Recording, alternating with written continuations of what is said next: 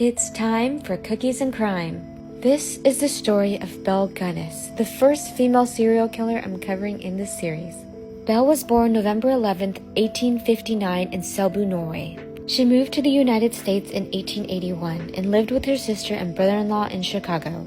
She first worked as a domestic servant, then got a job at a butcher's shop cutting up animal carcasses until she got married to Mads Sorensen in 1884. They owned a candy store together, but one day it mysteriously burned to the ground. Then the couple's home was also burned down. The couple received insurance payouts for both instances.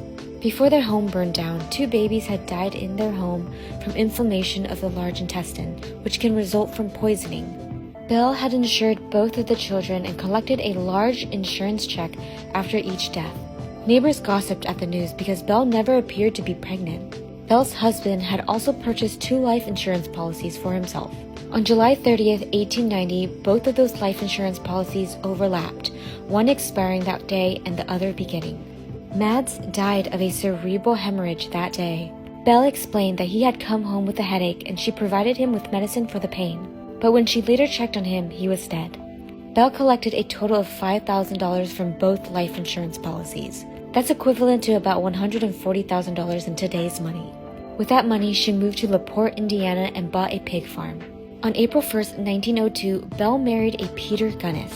The following week, Peter's infant daughter died of an unknown cause in Belle's care. And then 8 months later, Peter died of a skull injury. Belle told police that Peter had reached for something high on a shelf and a meat grinder fell on him, smashing his skull. They suspected her of murder, but nothing came of the case.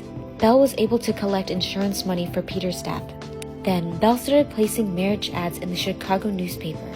After corresponding with these men for a few months, they would come to the farm with a large amount of cash and the promise of marriage and would never be heard from again.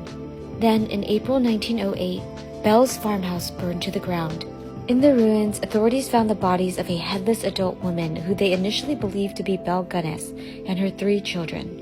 Local newspapers headlined with Belle as a praiseworthy woman who died in a fire in a desperate attempt to save her children. That headline was soon rescinded when they found an additional 11 bodies on her property. Ray Lamphere, Belle's on and off lover, would tell the police everything.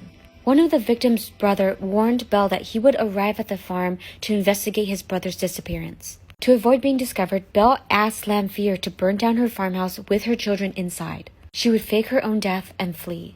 Even with this information, Belle was still pronounced dead. They claimed the headless body they found was Belle, even though the body was shorter than Belle's height. What actually happened is still unknown.